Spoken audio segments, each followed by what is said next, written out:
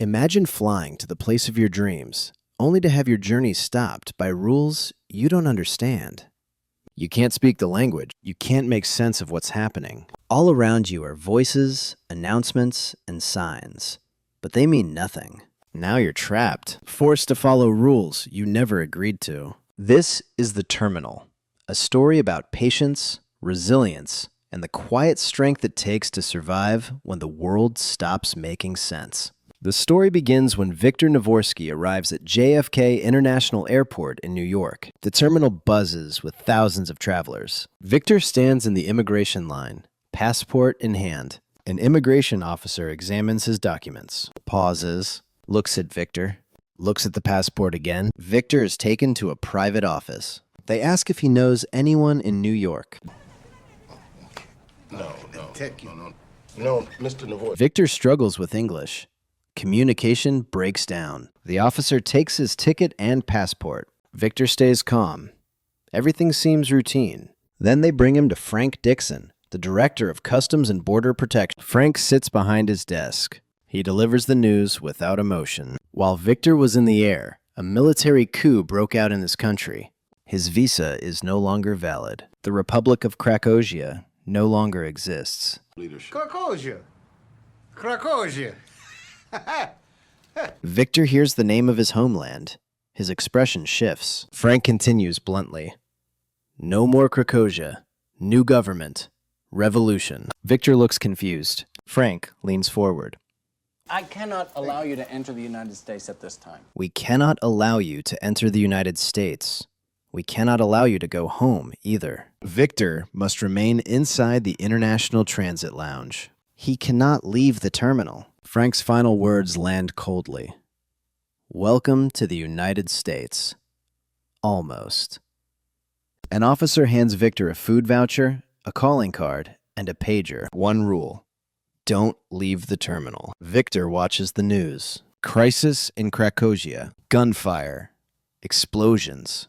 The president and top officials taken hostage. Viktor doesn't have his documents anymore. Now, all he has is his travel bag. Viktor finds a quiet corner in the terminal, lies down, sleeps. The next day, Frank Dixon meets with his boss, Thurman. Thurman tells Frank he's being considered for promotion. Acting field commissioner, pending approval from Washington. But any mistake during the upcoming inspection could ruin him. Viktor lines up at immigration. Again, he's missing a form.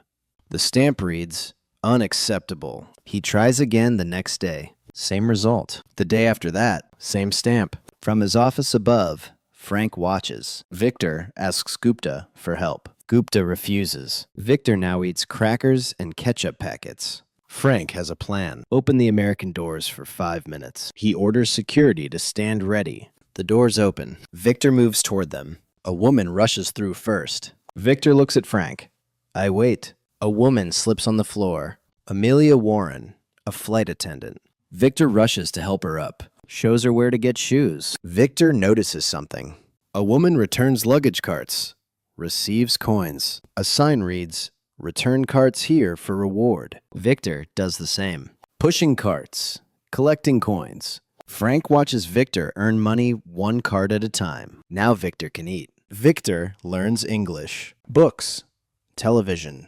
Conversations. The language starts to make sense. He returns to immigration. I have chance to go New York 50-50. I have a chance to go to New York 50-50. Rejected. Frank creates a new position. Transportation liaison for passenger assistance. Frank snaps. No carts. No quarters. No quarters. No food. Enrique Cruz approaches Viktor. He is in love with Dolores Torres, an immigration officer. He offers Viktor a deal. In exchange for food, Viktor will learn about Dolores. Viktor agrees. He talks to Dolores whenever possible. Morning shifts, afternoon breaks, late nights. Reports everything to Enrique. He now enjoys varieties of meals as he wishes. Days later, Frank summons Viktor. Frank has a plan. Viktor can leave tonight, if he claims credible fear. All Viktor has to do is say he's afraid to return to Krakosia. Viktor's answer is simple. He's home. I'm not afraid from my home. It is home. I am not afraid of my home. The plan fails. Victor meets Amelia. She's crying on the phone. Her boyfriend is going back to his wife. She assumes he's a construction worker. Dinner? She asks. Victor declines. Victor asks a worker about dinner costs. 2 people, $40, maybe $50. Victor looks for work. Every place turns him down. No address, no phone, no license. Victor enters a restricted construction area. By morning, the crew returns. They're stunned by what Victor completed overnight. They invite Victor to join. Victor has money now.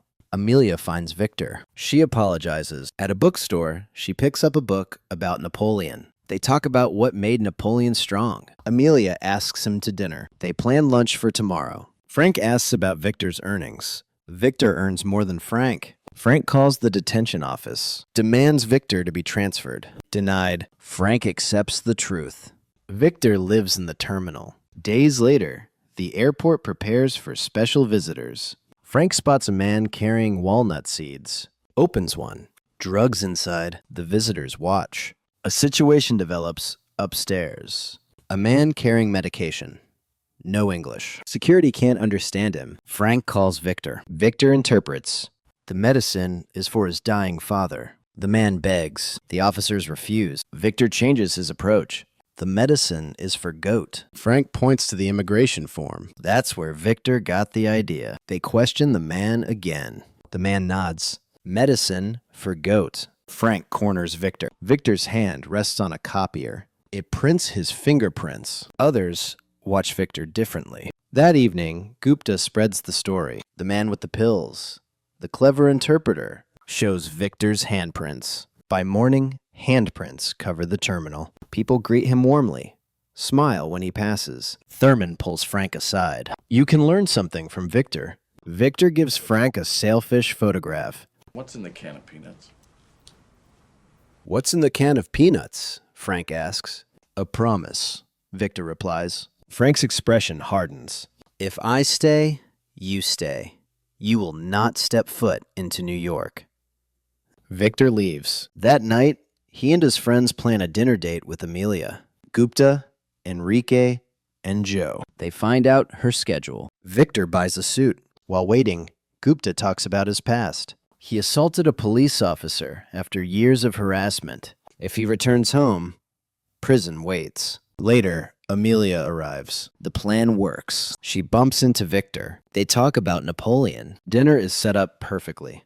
Candles, real food, privacy. I live here, Victor says. Their pagers beep. They look at each other, throw them away. They kiss goodbye. Enrique asks Victor to deliver a ring to Dolores Torres. Torres says yes. Weeks later, they marry. Victor attends. Amelia arrives as promised. Frank intercepts her, brings her to his office. What's inside the peanut can? She doesn't know. Frank plants doubt. Suggests Victor might be lying. Amelia confronts Victor. Victor takes her hand, shows her what he's been building for her. A fountain, inspired by the gifts that Napoleon offered to Josephine. A structure made from materials he found in the terminal. Victor opens the peanut can. Inside are 56 autographs from jazz musicians. His father spent 40 years writing letters to these musicians. They signed and mailed them back. All except one. Benny Golson. I came to America to get the final signature, Victor says. Amelia's anger melts.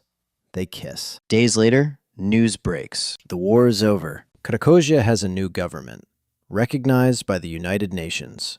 Everyone celebrates with Victor. Amelia arrives with a one-day emergency visa to New York for Victor so he can go and get the final autograph. Victor invites her to join him. I told you to stay away from me, Victor. But you didn't understand. I think you were confused. But she announces that she's back with her boyfriend and will leave with him. Victor is heartbroken, but he needs one more signature for his visa to be approved. Frank's signature. So he goes to Frank's office. But Frank is preparing his promotion, so he just wants to send Viktor back to his country. Victor insists, but Frank says that if he goes to New York, Gupta will be deported, Enrique will lose his job, and Joe will be fired. Victor stares sadly at the screen, then picks up his bag and boards on a plane to go back to his country. Gupta hears what happened from a police officer. Then he sprints across the tarmac toward Victor's departing plane. Security chases, but they slow down. Let him run. Victor gets off the plane, then walks toward the exit to go to New York. The other employees hand him gifts. Shake his hand. Security blocks the doorway. Frank's voice crackles over the radio. Arrest him! Arrest him! God! Arrest Viktor Navorski. The officers look at each other. Place a jacket over Victor's shoulders.